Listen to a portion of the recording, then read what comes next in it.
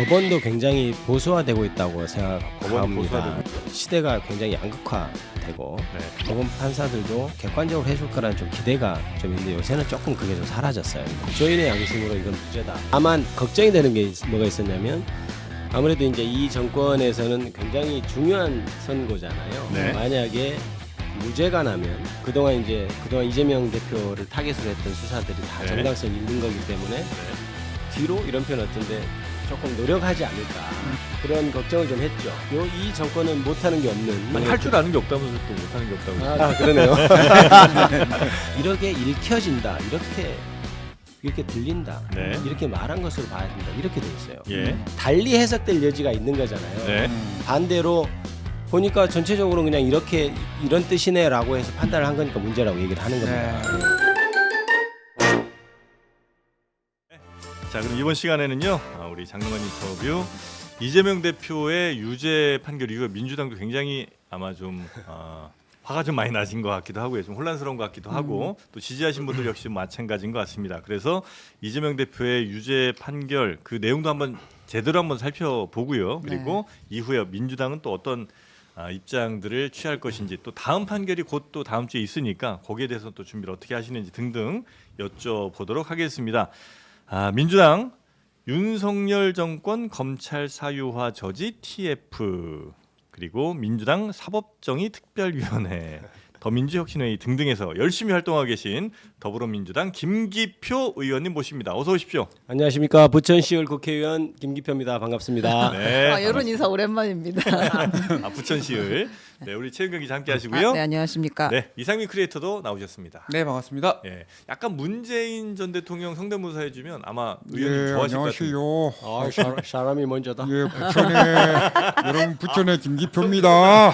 평생. 근데 정말 약간 이미지가 문재인 전 대통령 이미지가 좀 있으신 것 같아요. 외모에서. 제가 그런 얘기를 조금 듣긴 합니다. 좋습니다. 네, 오늘 안경 벗고 나왔어요. 자, 워낙 또 이제 법률 해박하시고 하니까 일단 이재명 대표의 이번 그 판결 생각보다 굉장히 높게 나왔다고 느끼시죠, 당연히. 정말 예상치 못한. 원래 예상은 어떻게 하셨었죠? 저는 제가 페이스북에도 한번 썼습니다마는 네.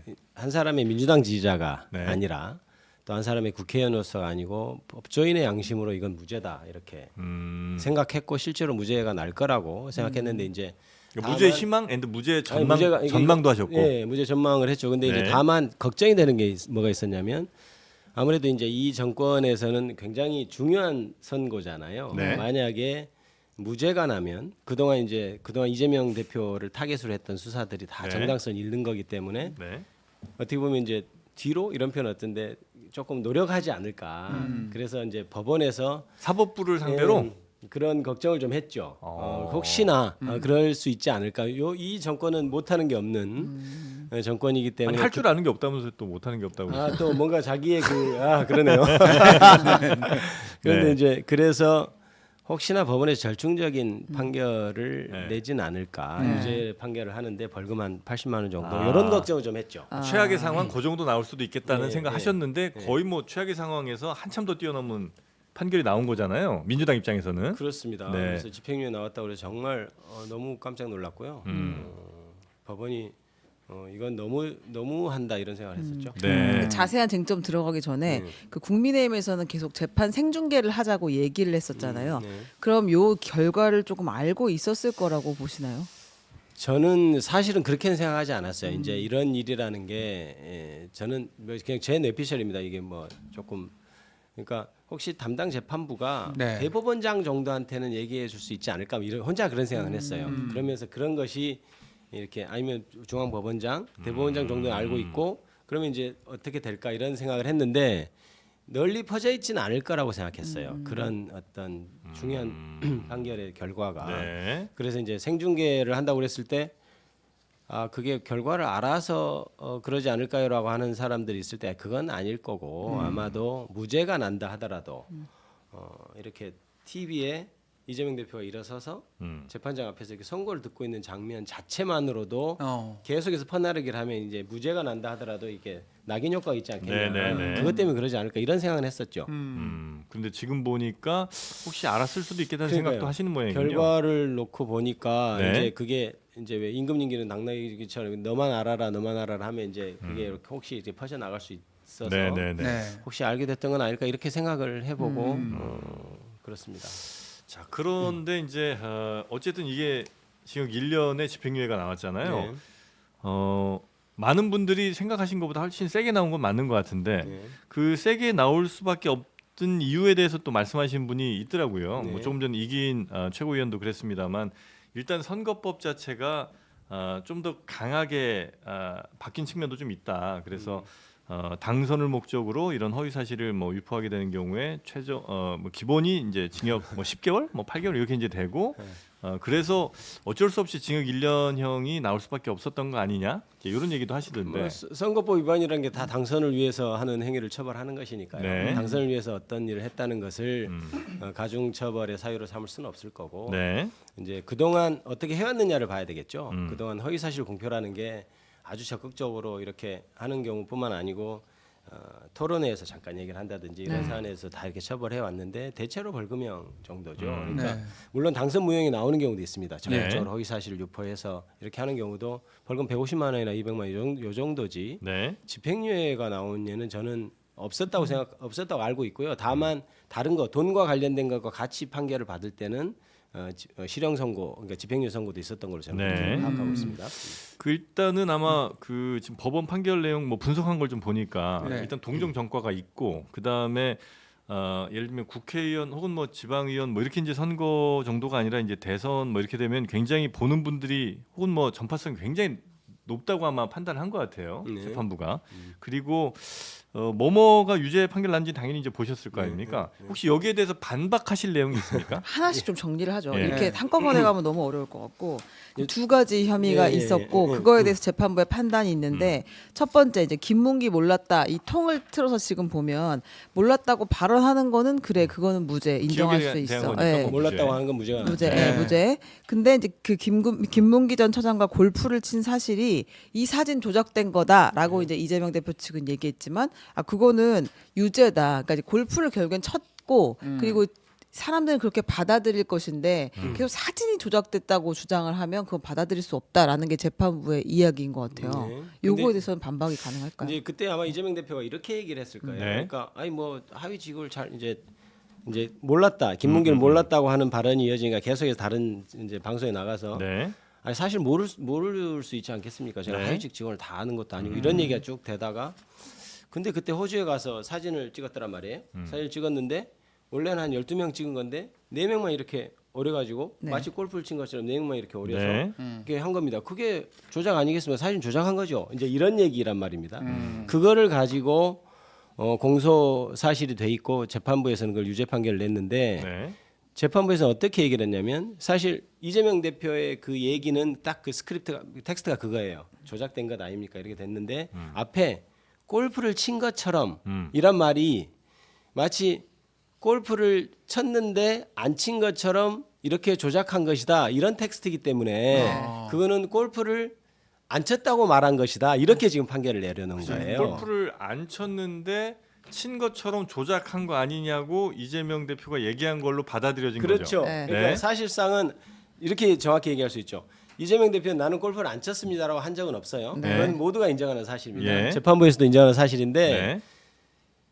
골프를 친 것처럼이라는 말이 하나 들어가서 나중에 맨 마지막에 조작된 거죠. 이 말을 했다는 거예요. 네. 그럼 재판부에서 제가 판결문을 오늘 제가 읽어보고 왔는데 그러면 골프를 친 것처럼이라는 말이 여기 있고 결론이 조작된 거죠라고 하면 사실은 골프를 쳤는데 조작됐다고 얘기한 거잖아. 이렇게 판결문에 써 있어요. 네. 그래서 그게 골프를 안 쳤다고 말한 것이다라고 지금 판단을 하고 있어요. 네. 네. 그런데 아까 그 텍스트를 그거를 실제 그때 방송했던 걸 들어보셔도 되고 텍스트만 봐도 되겠지만 앞에 부분은 사람이 얘기하다 보면 이렇게 골프를 친 것처럼 근데 보십시오. 국민의힘에서 너무한 거 아닙니까? 12명 지금 사진 찍힌 것 중에 네. 4명만 딱 해가지고 그 골프를 친 것처럼 이렇게 한 거면 그 사진 조작된 거 아니에요? 이렇게 얘기를 한 거란 네. 말입니다. 네. 그럼 그 말이 상식적으로 나 골프 안 쳤는데요 이 말을 한 건지 네.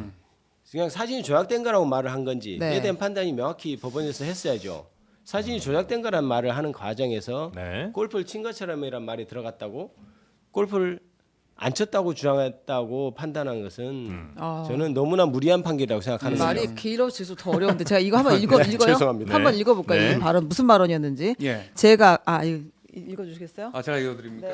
네, 제가 읽어줘요. 돌아가는 게 될까 봐. 제가 그리고 국민의힘에서 4명 사진을 찍어가지고 마치 제가 골프를 친 것처럼 사진을 공개했던데 제가 확인을 해보니까 전체 우리 일행 단체 사진 중 일부를 떼내가지고 이렇게 보여줬더군요. 조작한 거죠. 네, 요 이게 발언입니다. 텍스트입니다. 그 골프를 안 쳤다는 얘기 아니에요? 이렇게 들었다는 그렇지, 게 그렇게 재판부의 들었다는 거예요. 판단이에요. 재판부에서는 그걸 네, 네, 골프를 네. 안 쳤다는 말이다. 네. 근데 그때 제가 이 텍스트를 봤을 때 들을 때 느낌은 그냥 이렇게 골프를 친 것처럼 쭉쭉 해서 이 사진을 이렇게 조작한 게 문제가 되지 않습니까라고 예. 말을 한 것이라고 저는 느껴졌거든요. 그런데 재판부는 골프를 안 쳤다고 주장한 것이다 이렇게 말을 하고 그래서 있어요. 실제로 쳤으니까 네. 골프 발언은 허위다, 네. 고의성도 있다라는 게 이제 재판부의 판단이에요. 근데 네. 요거를 그럼 지금 이 계속 어떻게 이 들리느냐를 가지고 싸우면 항소심에서도 별로 이렇게 가능성이 높지는 않을 것 같은데 어떻게 설명을 해야 그럼 요 발언이 무죄라는 걸 더 확실하게 주장을 할 수 있을까요, 민주당에서는? 그러니까 이제 실제 이게 이제 원래 공소 사실은 네.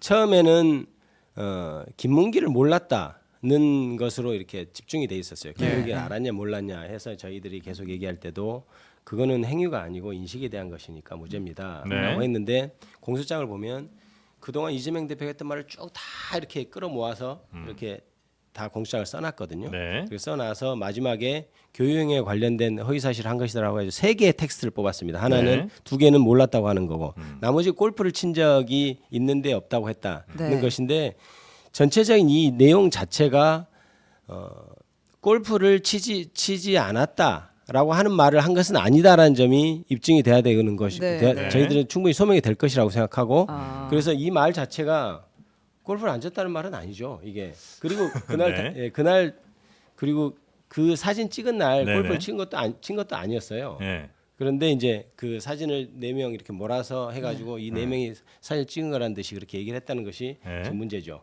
그에 대해서 문제를 지적한 거고. 네. 네.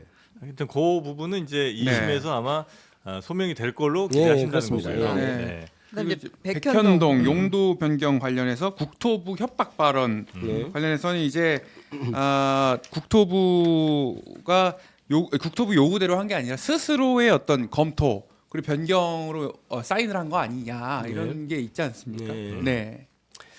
이것도 이제 원래는 공판 단계부터 사실은 그 변호인이 주장을 했던 부분 중에 하나입니다. 네. 이게 공소장이 짜깁기 됐다라고 한데 실제로는 이런 겁니다. 그러니까 이걸 또 설명을 너무 어렵죠. 그 뭐 지금 댓글 보니까 골프 친 게 왜 문제냐고 그러는데 골프 친 게 문제라는 게 아니고 네네네. 골프를 쳤는데 안 쳤다고 주장한 거 아니냐 문제 요 이슈가 좀 있었던 거고 네. 이재명 대표는 골프를 안 쳤다고 얘기한 적은 얘기한 게 없고 아니고. 사진이 조작된 거라고 얘기한 것이라는 거죠. 그렇죠. 사실은 네. 골프를 안 쳤다는 얘기를 하고 싶은 게 아니고 네, 이재명 대표는 저 되죠. 뭐. 마치 이런 네. 식으로 이렇게 사진을 조작해서 네. 사람을 이상한 사람 만들고 네. 이러면 안 되죠. 이런 취지 얘기를 한 건데 네. 법원에서는 그 말 가지고 골프를 네. 쳤다는 듯이 자, 거짓말했다. 골프는 그렇게 네, 됐고요. 그렇죠. 네, 그다음에 이제 백현동 요건 이제 국토부가 지속적으로 좀 협박을 해서 우리가 용도 변경을 했다. 요게 이제 이재명 대표의 주장이었던 거죠. 네, 이재명 대표를 좀 빙의해서 얘기를 보면 이런 거죠. 그때 네. 당시 5개의 공공기관이 음. 이전을 이제 해라. 그때 이제 지방 균형 발전 때문에 사실은 전체적인 국가 시책이었지 않습니까? 그런데 이제 성남에 5개를 이전하는 과정에서 이제 이재명 시장은 그때 버틴 입장이었던 것 같아요. 아니 그 이전해서 민간업자한테 주면 그 사람들 다 분양해서 이득만 가져가고 성남시에는 아무것도 없지 않습니까? 네. 라고 해서 버텼던 것 같아요. 그러니까 국토부에서 아마 공공기관 뭐 이전법 같은 거에 부칙을 붙여가지고 만약에 국토부에서 요구하면 들어줘야 된다는 조항을 들고 넣고 그 다음에 이제 마치 왜 안 하면 이제 직무유기로 문제 삼겠다고 이제 이렇게 압박을 했던 것 같아요. 법원에서도 판결문에도 부담이라는 표현을 쓰면서 그런 게 있었다는 걸 인정하고 있어요. 예. 그런데 그러니까 이제 이재명 대표 그런 거죠. 야 그렇게 국토부에서 의무조항 달아가지고 얘기하고 그다음에 협박하면 들어줘 반영해줘. 근데 반영이란 말이 100% 반영 안 하고 일부만 반영해도 반영 아니야. 그러니까 조금만 반영해. 이제 이렇게 한 거예요. 그러니까 왜냐하면 성남시에는 전혀 이익이 없고 그냥 민간업자만 돈을 벌게 생겼으니까 네. 그렇게 하니까 이제 5개 공공이익 이전이 잘 안 될 것 아니에요. 그러니까 이제 나중에 국토부가 딱 이 민간연구원인가요? 어디 연구원이라? 식품연구원. 식품연구원. 네. 한국식품연구원에 대해서만 야 이러이러하니 조금 좀 이렇게 해서 빨리 좀 원활하게 하게 해주자라고 이 공문이 온단 말입니다. 네. 그러니까 이재명 대표 입장에서는 지방 균형 발전도 사실은 동의해야 되는 입장이고 성남시도 좀 발전해야 되고 네. 그러면 이렇게 해서 준주거지역으로 풀어서 해줘라라고 했던 그렇게 그 말을 했던 거예요 그때. 네. 그런데 공수처는 어떻게 됐냐면 의무 규정을 두고 협박을 해서 준주거지역으로 해줬다 이렇게 건너뛰는 거죠. 네. 그러니까 앞부분은 이렇게 5개 해달라고 해서 협박도 하고 뭐 했는데 그때는 그 100% 말고 일부분 반영해줘 끝난 말이에요. 거기서는 협박하고 네. 의무 이전이 네. 그 다음에 또 하니까 법률에 그렇게 법률상 요구를 하니 그러면 들어줘라 이렇게 해서 했다고 말을 했는데 네. 그게 마치 협박에 의해서 의무조항에 의해서 했다라고 말을 했다 이렇게 네. 판단한 거죠. 음. 그래서 저는 이 판결문 자체가 네. 검찰이 공수사실 그대로 베껴놓은 거라서 도저히 그건 납득할 수 없습니다. 이거는 그 말이 아니거든요. 그 말을 직접 들어봐도 그거는 이미 여러분들이 말씀하고 계실 거라고 저는 생각이 됩니다. 재판부의 판단은 이제 이 피고인의 백현동 부지 용도 지역 변경은 이 의무 조항에 근거한 국토부 요구에 따라 어쩔 수 없이 한 것이 아니라 스스로 검토하여 변경한 것이다. 그 과정에서 이 사람들이 용도 지역 변경을 하는 그러니까 적극적인 노력이 없었다. 식품연구원이든 뭐든. 그러니까 이제 이재명 대표 측에서 선택해서 한 거다. 이런 취지로 설명을 하는 것 같아요. 보니까. 네. 그러니까 마치 판결문에서도 판결문의 요구는 그렇습니다. 유죄를 내야 되니까. 네. 그러니까 이재명 대표 개인이 원해서 한 것이지 누구의 요구를 들어주거나 국토부에서 뭐 협박을 하거나 압박을 하거나 한 건 아니다라는 취지인데 네. 판결문에서 그 부분은 인정을 해요. 국토부에서 부담이라는 표현을 씁니다. 이제 압박이나 협박이 아니고 네. 부담을 느꼈던 것은 맞는 것 같다. 네. 이렇게 하면서도 다만 이재명 대표가 개인적으로 했다고 하는데 사실상 그때 그런 공문이 왔던 건 맞거든요. 네. 그러니까 이렇게 해요. 제발 좀 이전이 되도록 성남시 협조를 해라. 그거에 대해서 이재명 대표는 법률상 요구에 따라 해줬고 이렇게 얘기한 것인데 그게 어떻게 허위가 되겠습니까? 저 법원이 혹은 재판부가 그 이재명 대표의 발언을 굳이 왜곡해가면서 그 본뜻을 다르게 해석해서 유죄를 내려야 될 이유는 사실 없잖아요. 있나요? 그렇죠. 예. 혹시 그런데 있을 제가 수도 있다고 보세요? 저는 이 판결을 보면서 어떤 네. 느낌이 들었냐면 네. 이게 저도 정치인이지만 이게 어떻게 이제 앞으로 말을 해야 될까? 아. 그러니까 무슨 말이냐면요. 예를 들어서 여기서 제가 방송에서 누구 특정인을 가리켜서 제가 막 이렇게 얘기는 않겠습니다. 그 사람은 뭐죠? 예를 들어 정말 이렇게 예를 들어 비하하는 나쁜 놈이죠. 욕설이라고 칩시다. 네. 뭐죠? 네. 라고 하면 그 말도 나중에 문제가 되겠다. 예를 들어서 한 20분 쭉 얘기했어요. 그러니까 네. 이 사람은 시쳇말로 개 이런 거죠. 네, 뭐 네. 이랬다. 네네네. 그러면 그것도 처벌받기 이 판결이에요. 왜냐하면 이런 겁니다. 계속해서 판결문은 아까 조작한 거죠. 그 다음에 백현동도 어떤 거죠. 그런 거 보면 그걸 가지고 전체적인 관점에서 선거인의 입장에서 봤을 때 네. 이렇게 읽혀진다, 이렇게 들린다, 네. 이렇게 말한 것으로 봐야 된다, 이렇게 돼 있어요. 예. 그러면 모든 말을 네. 앞으로 할 때는 내가 이 말을 했을 때 도대체 다른 사람한테 어떻게 읽혀질까를 고민하고 해야 되는 거예요. 그러니까 대법원에서도 유추해석 금지, 확장해석 금지 이 말을 하는 것은 뭐냐면 하지 않는 말에 대해서 평가하지 말란 얘기예요. 네. 그래서 사람들이 자기가 말할 것 어느 정도가 하고 나머지는 뭐 무금으로 처리한다든지 제가 이 말까지는 안 하겠습니다라고 말을 한다든지 하잖아요. 네. 그거는 자기가 한 말만 책임지도록 돼 있기 때문이에요. 그런데 이 판결은 마치 검찰보다 더하게 적극적으로 나아가요. 어떤 행위에 대해서 네. 당신은 그렇게 얘기했지만 골프 안 쳤다고 한 말이야. 당신은 그렇게 얘기했지만 전체의 맥락에서는 그렇지 하지만 협박 받아서 했다고 한 말이야. 이렇게 판단을 하고 있는 게 가장 큰 문제라고 저는 봅니다. 그 사람의 문구 그대로를 해석하지 않고 그렇죠. 해석을 했다. 그렇죠. 그러니까 아. 사람이 이렇게 살아갈 때 처벌, 특히 형사처벌을 받을 때는 내가 한 말만 책임을 져야 되잖아요. 네. 저 사람이 속으로 저 사람 무슨 말 하고 있는 것 같아 하더라도 저희들이 하는 말이 있고 안 하는 말이 있잖아요. 근데 그때 보니까 너 그때 그런 마음 갖고 있었잖아. 그때 그 말은 근데 이런 말이었잖아. 이렇게 처벌하면 안 되는 거거든요. 그럼 어떻게 세상을 살아가겠어요? 네. 아니 근데 예를 들어 그렇게 하자면 그냥 반대 입장에서 여쭤보겠습니다. 내가 여기 주머니에 저 칼 보여주면서 내가 너를 죽일지도 몰라 이렇게 얘기한 걸 두고 죽일지 난 정말 모른다고 하셔야지 왜 그거를 죽일 수도 있다는 말로 해석하세요? 이렇게 하면 안 되잖아요.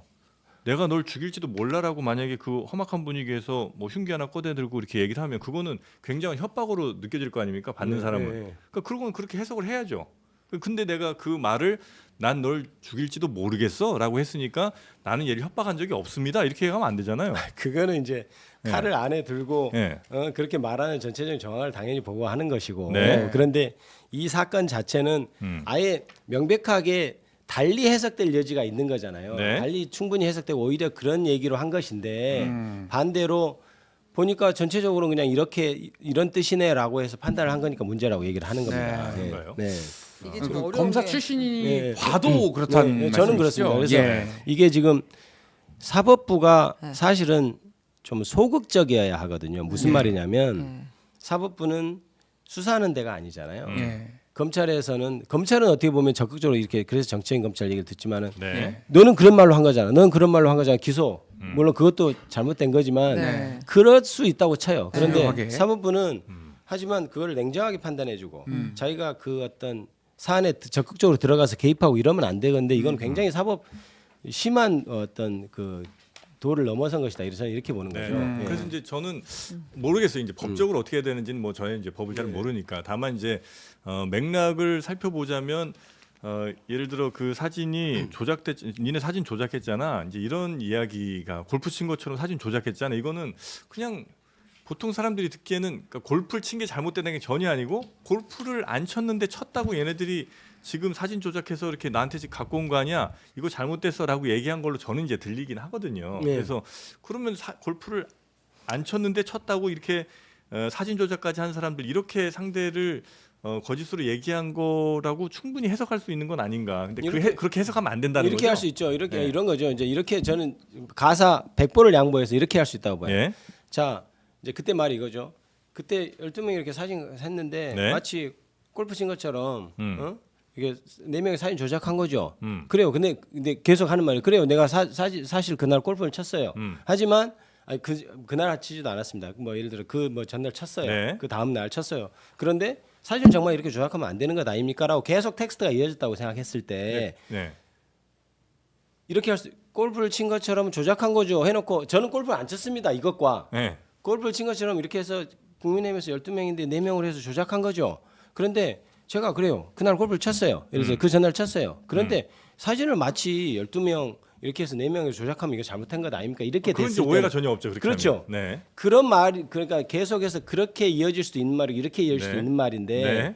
그 골프를 친 것처럼이란 말이 들어갔다고 해서 하지도 않는 나는 골프를 치지 않았습니다라고 했다고 판단하는 것은 저는 맞지 않다고 보는 거예요. 그건 이제 과하게 해석한 거다 법원이. 그렇죠. 아니 네. 제가 그렇게 얘기하고 그래 골프 친 거 맞아요. 하지만 이렇게 하면 너무 심한 비열한 짓 아닌가요? 이 말은 이렇게 할 수도 있는 거잖아요. 그게 일반적인 상식이라면 네. 그럼 법원에서는 이거 왜 안 받아들였다고 생각하세요? 변호인의 법원에서는 이야기를. 그러니까 네. 쭉 앞에 골프를 친 것처럼이라는 것이 있고 네. 나중에 조작한 거죠란 말이 있다. 네. 그러면 요 골프 친 것을 조작한 거라고 한 것 아니냐 이렇게 봤는데 제가 보기엔 너무 많이 건너뛴 논리라는 거예요. 네. 사실은 이거는 말하면서 중간에 뭐가 들어가는 어떤 그런 말에 불과한데 그 다음 말은 12명이 어떻게 하고 그렇게 해서 4명으로 한 것은 잘못된 거죠라고 하는 말 그게 주안점이 있는 것인데 네. 마치 골프를 안 쳤다고 했는 것이다 이렇게 판단했다는 거죠. 이것도 제 말은. 하나 여쭤볼게요. 네. 백현동 관련해서 그러니까 의무조항 때문에 이재명 대표 측의 주장은 우리가 의무조항 때문에 용도 변경해줬다 이런 말을 한 게 아니다라고 지금 얘기하는 거잖아요. 네. 그러니까 이제 5개 공공기관에 대해서 의무조항을 근거로 용도 변경하라는 협박이 있었지만 몇 년간 안 해줬다. 근데 나중에 식품연구원에 대해서만 따로 용도 변경 요구 공문이 왔는데 그게 법률에 의한 요구라서 용도 변경을 해줬다. 예. 그러니까 이게 이제 전체 녹취록을 그 당시 이제 속기록을 보내주면서 기자들한테 설명한 것인데, 그러니까 나의 주장을 쭉 이제 그 이재명 대표 워딩이 있습니다. 당시 워딩 쭉 종합해 보면 요런 취지다라고 지금 주장을 한 거예요. 근데 이제 재판부에서는 이걸 다 종합해도 어쨌든 용도 변경을 내가 그 의무 조항에 근거한 국토부 요구에 따라서 어쩔 수 없이 한 게 아니고 네. 스스로 검토해서 변경한 거다. 그러니까 재판부의 판단은 아마 이렇게 내놔도 제가 봤을 때는 크게 달라지지 않을 것 같아요. 그러니까 2심에서 만약에 같은 맥락으로 주장을 한다면 난 이런 취지로 얘기한 게 아니야. 협박이 있었지만 안 한 거고 식품연구원은 따로 했다니까. 따로 요구가 왔다니까 라고 얘기를 해도 재판부의 지금 판단을 보면 크게 달라지지 않을 것 같은데 그러면 좀 정확히 뭐 전략이 바뀌거나 해야 되는 거 아닌지가 저의 질문이에요. 물론 이제 판결문을 분석해서 그 부분에 대해서 이제 만약 1심에서 주장했던 것이 받아들이지 않았다고 결론이 난다든지 그러면 다른 대응 방안을 세워야 되겠죠. 네. 다른 논리로라도 세워야 되는데 일반적으로 판결문에서 얘기하는 것은 어찌 됐든 그런 어떤 텍스트의 맥락을 빼고 그 뒷부분 마치 그런 요구가 법률상 요구가 있어서 했다라고 네. 하는 말을 마치 그냥 당신이 해주고 싶어서 한 거 아니냐 그래서 거짓말이다라고 판결을 내렸기 때문에 그 부분에서 말씀하신 것처럼 만약에 그 부분이 정말로 받아들이지 않았다고 하면 다른 방안을 또 세워야 되겠지만 저는 이미 이 판결 자체에서도 논리적으로 모순이 있다고 저는 보는 거죠. 그걸 그대로 검찰의 논리 그대로 차용한 것이기 때문에 네. 예, 그렇습니다. 이제 그 위증교사 재판도 전망을 좀 해봐야 되지 않겠습니까? 다음 주죠, 다음 주. 네, 근데 이제 한동훈 국민의힘 대표가 이런 말을 했습니다. 이번에 모두 확인하셨을 겁니다. 지난 재판 결과 보셨죠? 판사를 아무리 겁박해도 재판 결과 바뀌지 않습니다. 통상적인 결과 나온 것처럼 앞으로의 재판 결과도 통상적인 결과 보시게 될 겁니다. 근데 이렇게 얘기를 했습니다. 이 부분 또 어떻게 평가하십니까? 저는 사실은 이제는 재판을 전망하는 게 의미가 있나 이런 생각을 합니다. 왜냐하면 죄송합니다. 저는 명백하게 이 부분을 사실은 다른 뭐 의원님들은 혹시 텍스트를 보셨는지 잘 모르겠는데 저는 이제 공소장도 보고 네. 여러 가지 이제 의견서 검찰 의견서도 보고 변론 요지서도 보고 결론이 이거는 도저히 유죄가 날 수 없는 그런 사안이다라고 생각했는데 유죄가 나면서 징역 1년에 그 공직선거법 얘기하시는 거죠? 네. 결론 난 거에 대해서. 났는데 네. 그러면 이제 이게 이렇게 예측하는 게 의미가 있나? 왜냐하면 법원이 정말 되지도 않는 것을 마치 관시법처럼 당신은 그렇게 말한 것이다. 당신은 그 텍스트는 그렇다 하더라도 이것이다라고 해서 판단을 해서 마치 얘기하지 않는 것까지 가서 당신은 그렇게 행동하니까 유죄다라고 내리고 있는 그런 판단 어떤 기류라면 네. 이게 어떻게 될까 굉장히 사실은 걱정이 됩니다. 그러니까 법원이 도대체 네. 아까 제가 계속 여쭤보는 거는 그러면 이재명 대표를 싫어할 리는 없잖아요. 특히 아니면 민주당이 너무 싫어서 법원은 민주당이 늘 불리한 판결을 내리지도 않을 거 아닙니까? 네. 근데 굳이 왜 이런 판결을 그러면 내린다고 생각하세요? 이게 재판부만의 문제라서 항소심 가면 바뀔 것인지 아니면 이제 변론 전략의 문제가 있었던 것인지 그걸 어떻게 보시는지 궁금해요. 저는 이제 법원도 굉장히 보수화되고 있다고 법원이 생각합니다. 보수화되고 그러니까 있다. 뭐냐면 네. 그러니까 이제 뭐 대법원장을 위시해서 전반적으로 요새는 이제 시대가 굉장히 양극화되고 네. 그러니까 옛날에는 저는 법원 판사들도 뭔가 자기가 생각을 달리 하더라도 객관적으로 해줄 거라는 좀 기대가 좀 있는데 요새는 조금 그게 좀 사라졌어요. 이번 여러 가지 판결들을 보면서 그 사람들도 뭐 꼭 어떤 재판장을 얘기하는 게 아니고 어떤 알고리즘에 의해서 뜨는 유튜브를 보는 사람이고 언론을 보는 사람이고 그다음에 누구에 대한 입장이 있고 저는 이번에 징역 1년에 집행유예 2년 선고를 나눈 거 보면서 어떤 느낌을 가졌냐면 너는 대통령 하면 안 돼 이런 선언으로 저는 받아들였어요. 물론 그렇잖아요. 그게 그러니까 이 죄에 따른 상응하는 처벌을 하는 게 아니고 당신은 대통령 하면 안 되는 사람이야. 이렇게 얘기를 한다고 생각했어요. 네. 그래서 법원에 뭔가 이재명 대표에 대한 선고 결과를 보면 네. 이재명 대표에 대한 인식이 거기에 들어가 있는 것 아닐까? 그래서 위증 사건도 굉장히 걱정이 되는 게 그런 어떤 생각을 가진 판사들이 재판을 한다면 이게 어떻게 될까 그런 걱정을 저는 하게 되는 거죠. 그래서 이제 물론 항소심에 가서 그렇지 않은 양식 있는 분들이 판단을 좀 제대로 할 것이라고 믿고 최선을 다하겠지만 이제 좀 걱정이 많이 되는데 위증 사건도 마찬가지입니다. 전반적으로 그 녹음을 들어보면은 사실대로 말이죠라고 계속 얘기하지 않습니까? 네. 사실대로 얘기를 해달라고 말하면서도 그런데 만약에 재판부가 사실대로 말해줘라고 얘기를 하지만 내심으로는 위증하라고 얘기하고 있다라고 판단해 버리지 않을까 이런 걱정이 막 드는 거예요. 그러니까 텍스트 녹음 파일을 들어보면 이재명 대통령이 계속해서 뭐 사실 뭐 그때 있었나요? 그 사실관계를 물어보고. 네. 근데 사실대로 얘기해 주면 되지 뭐 이제 시간도 지났고 그때는 어쩔 수 없이 달리 증언을 했다 하더라도 지금은 내 사실대로 얘기해 주면 되지라고 얘기를 하는 네. 것이고 제가 수차례 녹음 테이프를 들어보라고 그렇게 얘기를 하고 있는데 그마저도 네. 사실대로라고 하는 그 말이 주관적으로 그 사실이 마치 위증하는 그 사실을 얘기하라고 하는 것이다라고 얘기해 버리면 이게 어떻게 될까 그런 걱정이 드는 거예요. 네.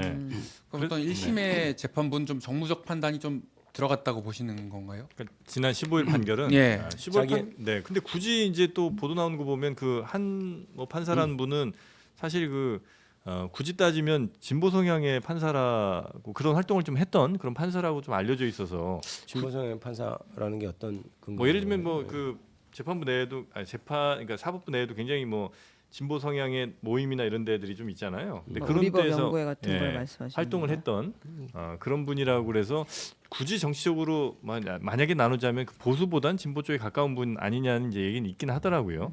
하여튼 뭐 다음 판결에 대해서도 지금 말씀은 사실대로 얘기하라는 게 어떻게 이게 이제 그렇죠. 뭐 위증교사가 될 수 있냐는 말씀이신데 그것도 또 이제 반대쪽에서 이제 여쭤보자면 예를 들어 무슨 뭐 저 위에 있는 사람이 뭐 회사 사장이 됐든 뭐 이런 사람이 그 자신의 같이 일을 했던 그 사람에게 너 잘 알지? 사실대로만 얘기해. 이게 문자 그대로만 보자면 제대로 증언하라는 얘기일 수 있겠으나 네네. 그 맥락은 전혀 그렇지 않을 거라는 것 정도는 우리가 상식적으로는 갖고 네네네. 있잖아요. 네, 그럴 그래서 수도 있죠. 그렇다면 네. 이거는 위증교사 특히나 이제 그 사람이 이미 위증교사로 유죄를 받은 상황이고 그게 가장 이제 전망을 근데, 이제 비관적으로 하게 하는 이유인 것 같은 김진성 씨가 이제 위증으로 어쨌든 유죄 확정이 됐다는 게 네. 그렇죠. 근데 민주당 내에서도 그것 때문에 많이 이제 고민들을 예, 좀 하셨던 것 같은데. 그 부분이 이제 고민돼. 이제 그런데 이제 이렇게 얘기를 할 수 있습니다. 네. 회사 사장하고 부하 직원, 그다음에 네. 이재명 대표와 김진성 씨는 그런 네. 관계는 아니죠. 그러니까 예를 들어 명시적으로 위증해줘 이렇게 부탁할 수 있는 관계, 네. 위증해라 이렇게 지시하는 관계가 아니고 그럴 수는 있어도 뭐 사장과 부하의 그렇게 예를 드는 것은 그 위계관계가 그렇게 있진 않다. 적절치는 않은 것 네. 같고요. 그러니까 이제 사실대로 말해줘라는 것이 그때 말하는 그런 느낌하고는 전혀 다른 것이고 그리고 실제로 녹음을 들어봐도 그냥 정말 사실대로 말해줘라고 한다는 것을 느낄 수가 있습니다. 그리고 두 번째는 김진성 씨가 이제 사실대로 말하지 않을 것 같아서 그렇게 부탁을 한 건가요? 아니죠. 그냥 쭉 얘기를 하면서 사실대로 말해줘 이렇게 중간중간 이렇게 들어가는 말이에요. 막 사실대로 말해주지 않을 것 같아서는 아니고. 그러니까 증인으로 나온 사람을 굳이 전화해서 이 사람한테 사실대로 얘기하라고 할 필요는 없는 거잖아요. 근데 그냥 이제 있으니까 사실대로 얘기할 테니까. 아니죠. 말을 하다 보면 네. 그러니까 그게 꼭 사실대로 말해줘 이렇게 콕콕 박아서 하는 것은 아니고. 네. 근데 그때 이런 일이 있었던가요? 얼마 그랬죠. 얼마 그랬구나. 그러면서 그때 이제 시간도 지나고 이제 그러면 위증 막 이렇게 증언을 하러 나가면 사실대로 얘기해 주면 되겠네. 이제 이런 식의 얘기들이 중간중간 들어 있는 거예요. 그러니까 꼭 사실대로 말해줘 이렇게 딱 이렇게 박아서 일부러 막 넣는 것이 아니고. 네. 그러면 사실 변호인들이 저도 변호사지만은 이렇게 증언하는 사람한테 미리 전화를 이제 해서 증인신문 조서를 작성하잖아요. 네. 증인신문상을 작성할 때 그때 어떻게 됐습니까? 그러니까 글쎄요. 심지어 이런 분도 있어요. 이거 어떻게 말해주면 돼요? 아유 사실대로 얘기해 주면 돼요. 이렇게 하는 네. 경우도 있고 그다음에 그때 어떻게 됐나요? 좀 사실대로 좀 얘기해 주십시오. 이렇게 얘기하는 그런 일환이라고 네. 보면 될 거예요. 네. 근데 이제 이 사람이 위증을 해서 이제 유죄를 받았잖아요. 네. 근데 이 사람이 위증을 할 이유가 본인을 위해서는 전혀 없을 거고 그 위증의 이른바 수혜자라고 해야 되나요? 그러니까 위증을 했을 때 이익이 되는 사람은 이재명 대표이지 본인은 아니지 않습니까? 그러니까 네, 이- 이제 검찰이 근데 아마 이제- 세계 공소사실로 이제 근데- 가지고 가는 건 변론 요지서를 직접 보내주면서 네. 이걸 한번 봐라, 보낼 테니까 네. 한번 보시라.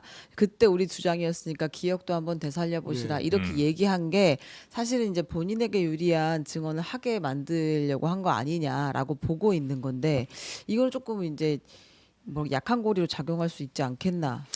그것도 이제 검찰에서 당연히 이제 큰 유죄 증거로서 이렇게 아마 네. 거실을 하고 있고 주장하고 있는 것으로 알고 네. 있습니다. 그런데 이제 또 저도 이제 변호사로서 얘기를 해보면 이제 어떤 사실에 대해서 기억을 못하는 경우가 있어요. 어떤 사람들이 그러면 우리가 생각하는 그때 사실관계 이렇고 그때 우리가 변론에서 썼는데 네. 당신이 한번 그걸 보고 기억은 한번 해봐라고 보내주는 경우들이 가끔 있어요. 그래서 기억하고 틀리면 얘기하지 않는 거고 네. 이게 이제 어떤 기억이란 게 잊어버리고 있다가 어떤 얘기를 들으면 아 맞아 이런 일이 있었지 이렇게 환기하게 되잖아요. 그런데 그 변론 요지서에 써 있는 대로 환기하지는 않습니다. 사람들이 아 맞다 이런 일이 있어 이건 근데 변론 요지서는 잘못됐네. 그러면 이건 잘못된 건 잘못된 대로 사실은 사실대로 증언을 할 수 있는 거죠. 그래서 네.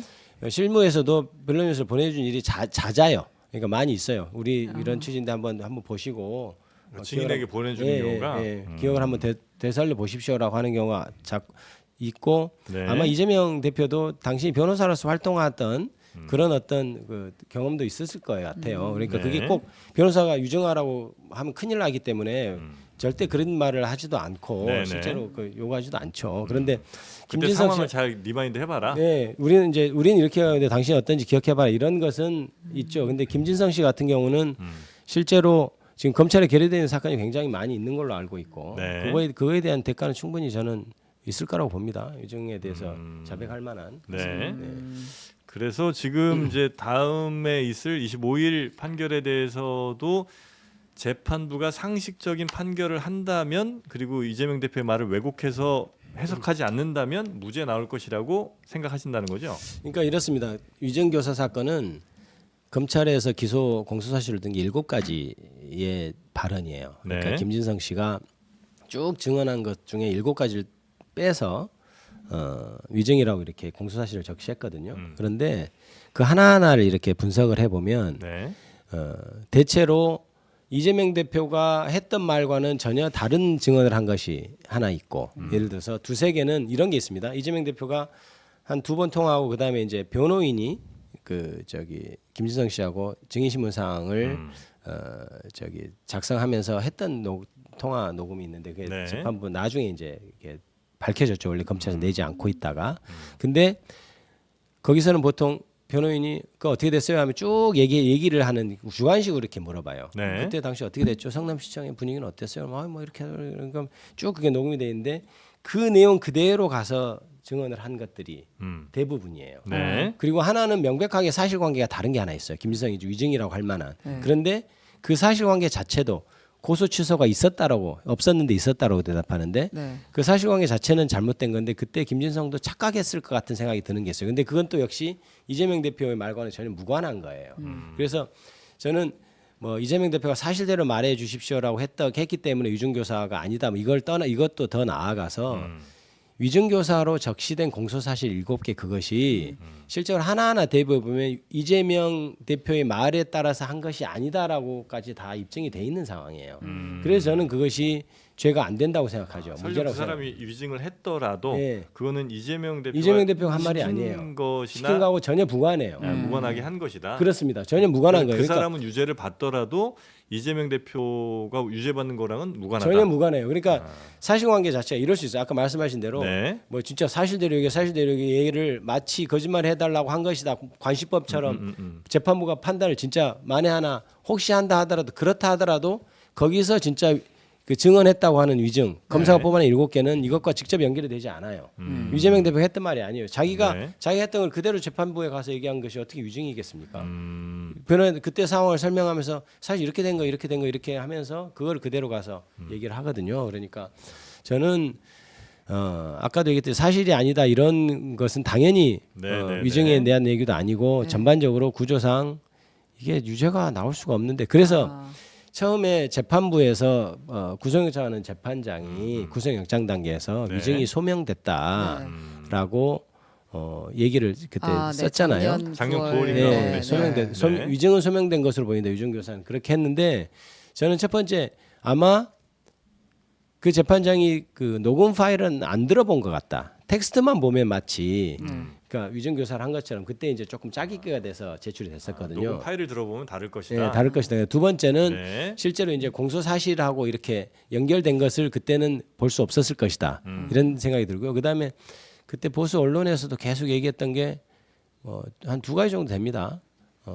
제가 그때는 기억나지 않습니다만 김진성이 그런 얘기를 했고 네. 그다음에 들었다고 해주면 되지 뭐 이런 얘기를 이재명 대표가 했다. 두 가지 정도 언론에 굉장히 보도가 됐었죠. 네. 근데 이제 그거를 녹음 파일을 정확히 들어보면 기억도 안 납니다만은 그 말은 그때 당시가 기억도 안 납니다가 아니고 이런 말이에요. 그 전에 제가 그때는 뭐 김병량 시장하고 우리 이재명 대표하고 사이는 안 좋았지만 저하고는 사이 뭐 안 좋고 그런 기억도 없습니다만 이런 류의 얘기예요. 그러니까 그때 당시 사정이 기억이 안 난다는 게 아니고 그래서 그 말이 어떤 포인트가 될 수 없다. 그리고 네네. 두 번째는 들었다고 해주면 되지 뭐 이런 것도 이런 거예요. 그때 당시 KBS하고 서로 고소 협의 있었다면서 근데 저는 그거는 제가 알고 있는데 저는 그때 선거 캠프 선거하려고 나와 있어서 모릅니다. 근데 둘 다 어떻게 얘기되냐면 KBS하고 협의가 있었다는 건 서로 일치하는 사실이었어요. 기억 일치. 그러면 나와 있었다고? 그러면 들었겠네. 그럼 들었다고 해주면 되지 이런 말이에요. 네. 그럼 당신이 직접 경험한 게 아니고 들었구만. 그러니까 들었죠. 그럼 들었다고 해주면 되지 이런 말이에요. 그러니까 그게 어떤 위증을 해달라는 말이 아닌 거고. 그러니까 이제 그래서 그러니까 그때 당시에 위증이 교사가 소명이 된다라고 하는 것은 네. 그러니까 뭔가 다른 잘못된 정보에 의한 것이고 제가 얘기했던 아까 7가지 텍스트가 네, 네. 정확히 위증에 해당하지 않는다 이게 네, 위증교사에 네, 해당하지 네. 않는다 저희 생각입니다. 알겠습니다. 네, 이재명 대표가 지난 16일 세 번째 장애 집회에서 이런 얘기를 했습니다. 저 이재명은 죽지 않습니다. 민주주의도 이 나라의 미래도 결코 죽지 않습니다. 여러분이 살아있음을 보여주십시오. 이렇게 얘기를 했습니다. 네. 그런데요. 시기상조겠지만 지금 포스트 이재명 체제 그리고 이재명 체제에 대한 어떤 미래 또 얘기가 나오고 있거든요. 이것도 어떻게 전망하십니까? 이재명 대표는 문제 없을 거기 때문에 예. 포스트 이재명 대표를 얘기하는 것은 의미가 없다고 생각하고요. 네. 저는 정말로 양식 있는 그러니까 정말 객관적인 뭐 어떤 정책의 성향을 떠나서 정말 객관적으로 이 사건을 바라본다면 저는 이재명 대표가 위증교사는 물론이고 공직선거법 위반도 저는 결코 유죄가 나올 수 없다고 생각합니다. 아까도 얘기했듯이 네. 제가 법조인의 양심으로서 그렇습니다. 그러니까 이걸 가지고 관심법처럼 네. 당신은 그런 얘기를 한 것이다라고 판단할 수는 없다고 봐요. 그러면 너무 법적 안정성이 깨지죠. 네. 그렇습니다. 그래서 포스트 이재명은 저는 의미가 없다. 이재명은 문제 없다. 저는 이렇게 생각합니다. 문제 없다. 네. 그 다른 의원들, 다른 구성원들도 역시 같은 생각들이세요? 민주당에서? 그렇습니다. 제가 아는 네. 아는 만나본 의원들은 다들 결연히 싸우자. 이게 지금 사법부마저 윤석열 정권하고 동조화되는 것이냐, 아니면 윤석열 정권 영향하에 들어가는 것이냐, 이런 얘기 굉장히 분개하죠. 네. 그래서 아까 얘기했듯이 저희들이 정말 만에 하나라고 예상했던 것을 훨씬 넘어서서 네. 그렇기 때문에 더더욱 이게 뭉치는 분위기고요. 그러니까 그래서 차제 더더욱 민주당 내에서는 이재명 대표를 중심으로 뭉칠 것이다. 저는 이렇게 생각하고 있습니다. 사법 시스템에 대해서도 일정 정도의 불신 정도를 갖고 계신가요? 저는 제가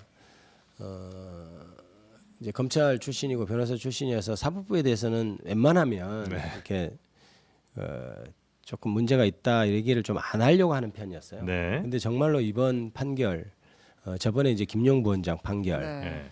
그러니까 그다음에 이번 판결을 보면서 이게 완전히 사법부도 하나의 검찰에 동조하는 어떤 그런 정치 세력화나 이런 생각이 좀 듭니다. 그래서 사법부가요? 사법부도 그러나 이렇게 어떤 그런 기류가 형성이 되나? 그러니까 대부분의 어떤 그러니까 아까도 얘기했듯이 그 선고 형량을 들었을 때 이재명 너는 안 돼 이런 선언으로 저는 받아들였어요. 다른 건 몰라도 너는 안 돼. 약간 그러니까 윤석열 정부에 대한 그런 것은 차치하고 그렇게 받아서 사법부가 이럴 수 있나 이런 생각이 좀 들었죠. 형량이 가사 100% 양보해서 그게 다 유죄라고 한다고 해도 형량이 징역 1년, 집행유예 2년이 나올 수는 없어요. 왜냐하면 아까 형량 얘기를 하시면서 대통령 선거에 다수에 한다고 하는데 당연히 대선에서는 다 다수가 보죠. 다만 그렇죠. 공직선거법 위반은 그 사람의 행위가 얼마나 위험한 거고 행위가 얼마나 가벌성 있냐를 따지는 네. 것인데 그렇게 그 얘기를 한 것을 가지고 어떤 유력한 대권주자를 10년 동안 넌 선거 나오면 안 되라고 선언할 수 있는 것인지는 정말 그건 누구한테 물어봐도 말이 안 된다고 저는 생각해요. 네. 그래서 아까도 얘기했듯이 최악의 경우에 벌금 한 80만 원 정도면 타협적으로 하겠지라고 생각했던 것도 그 이유예요. 어떻게 법원이 그걸 가지고 선언할 수 있겠냐. 저런 사안을 가지고. 그런데 이제 그래서 저는 형량을 보면서도 뭔가 이렇게 법원이 그러고 있는 것 아닌가라는 걱정을 합니다.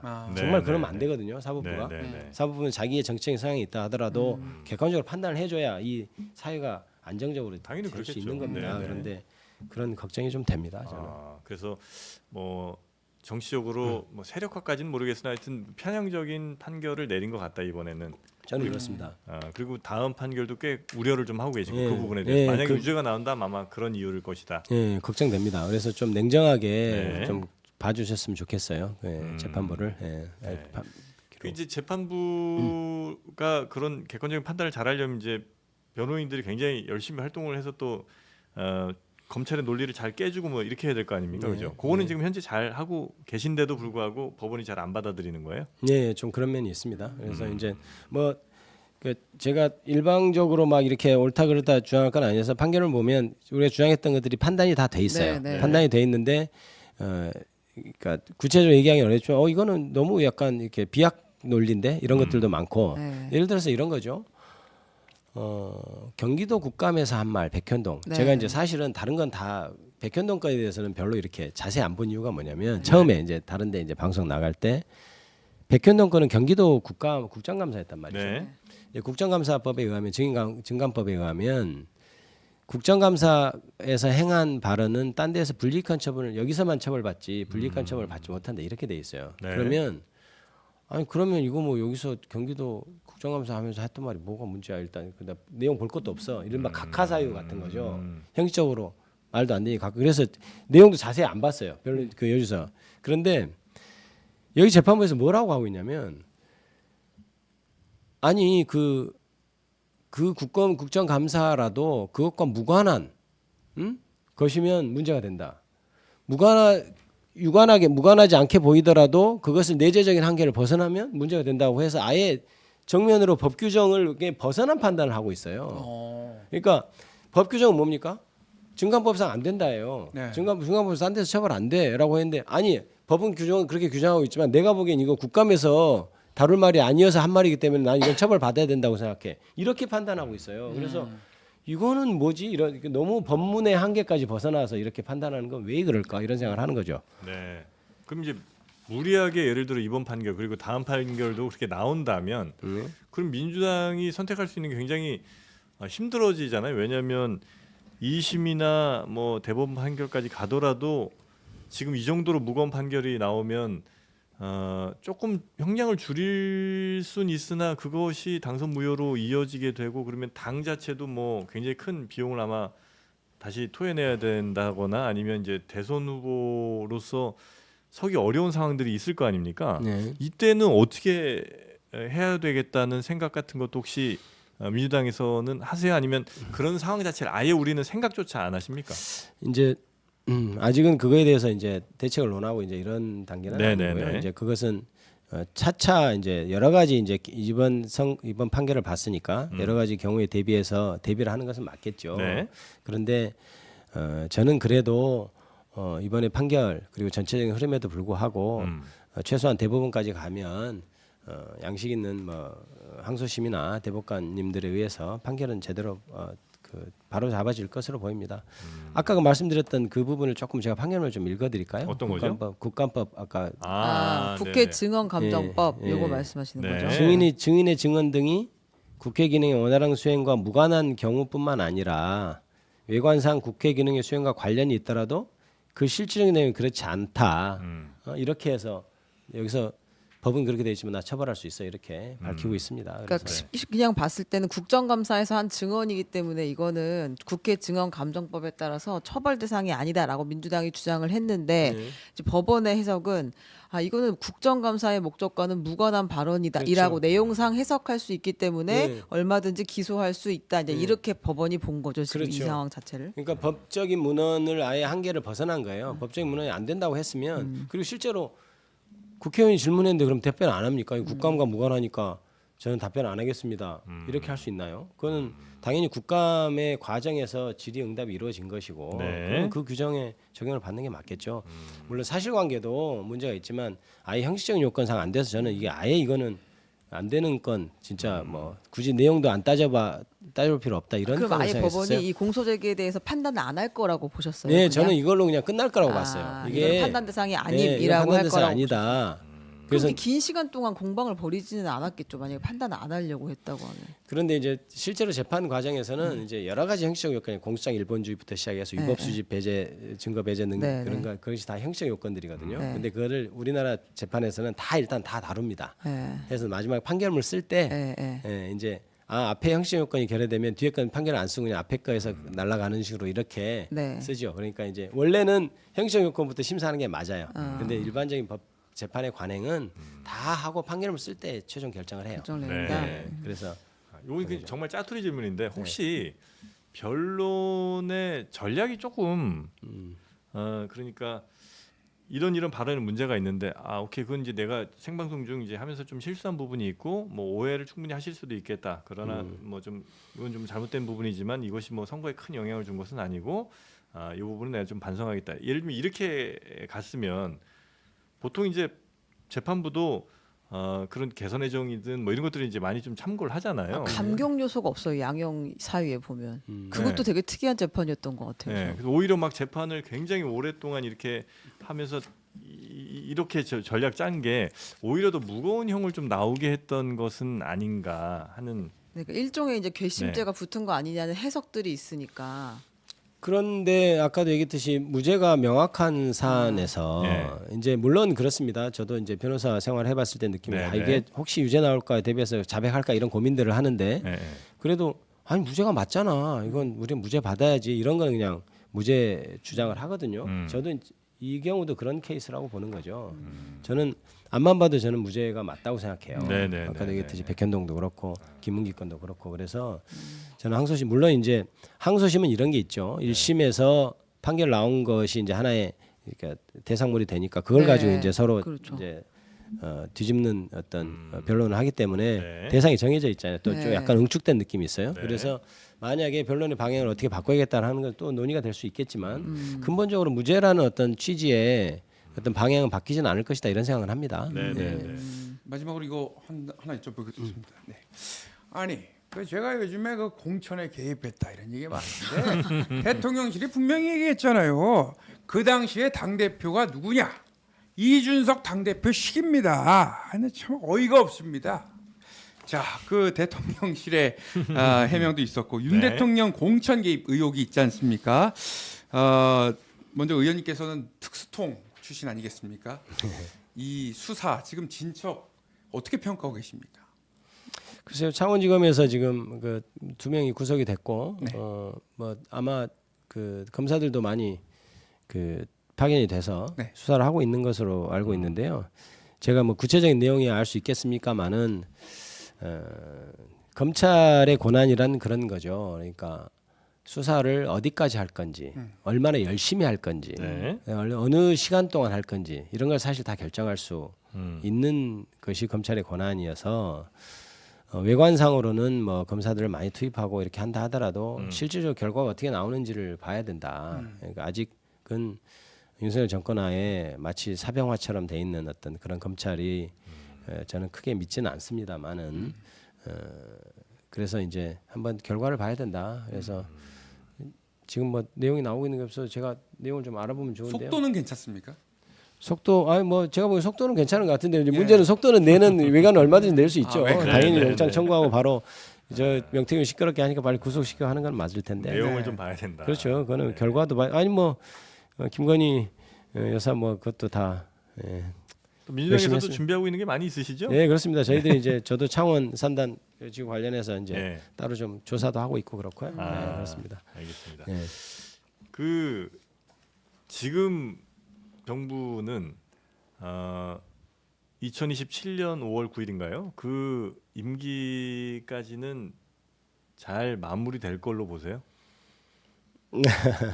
저는 좀 어렵지 않을까 싶은데요. 잘 모르겠습니다. 좀 열심히. 어려울 것 같다. 네, 저는 어렵게 만들겠다. 지금 국가의 발전을 위해서는 제가 보기에는 그게 더 좀 낫다. 일찍 임기가 단축되는 게 맞지 않겠습니까? 국가가 엉망인데요. 지금 마치 박물 그 도자기 박물관에 들어가는 코끼리 내지는 뭐 5살 네. 그런 얘기들이 있잖아요. 5살 아이한테 총을 쥐어준 그런 격인데 네. 이게 이대로 계속돼서 국가가 어떻게 될지 정말 심히 걱정되고. 5살 아이에게 총을 쥐어 혹시 오세훈 시장을 저격하시는 건가요? 아니요 그런 말이 있었죠. 그건 아니고 예, 그래서 이제 그런 류의 말이 드는 정권이라면 능력 안 되는 사람에게 너무 큰 예, 권력이 좀 주어졌다. 그렇다면 네. 좀 국가를 위해서도 좀 짧아지면 좋겠죠. 저는 그렇게 생각합니다. 알겠습니다. 자 오늘 저희가 사실 여쭤볼 게 굉장히 또 많았는데 앞에 그 이재명 대표 재판의 내용을 좀 이렇게 좀 다루다 보니까 예. 조금 길어지고 좀 아니, 어려워졌던 괜히 것 왜 같습니다. 손을 건드려가지고 저한테 사감 있나요? 네. 아유 죄송합니다. 오세훈 나오셔갖고. 제가 아까 토요일 날 너무 소리 질러가지고 목이 좀 나서 중간에. 그 분위기는 좀 어떻습니까 참? 저는 그날 그 비 와서 예. 저 사람들이 이렇게 잘 많이 안 올 줄 알았는데 굉장히 열정적이고 오히려 비가 오니까 더 뭐 또 즐겁게 또. 예. 근데 신기한 거는 그 경찰 수산이랑 민주당이 내놓은 그 인원들이 서서히 합의점을 찾아가고 있는 것 같더라고요. 맨 처음에는 경찰 만이었나 그리고 이제 민주당 30만으로 시작했잖아요. 네. 그 다음에 민주당 20만, 경찰 15,000. 그 다음에 민주당 10만, 경찰 2만. 25,000원. 2만 5천까지 올라갔나요? 네. 네. 그래서 이제 한 두 번 정도 더 하면 거의 이제 맞겠어 네. 숫자가.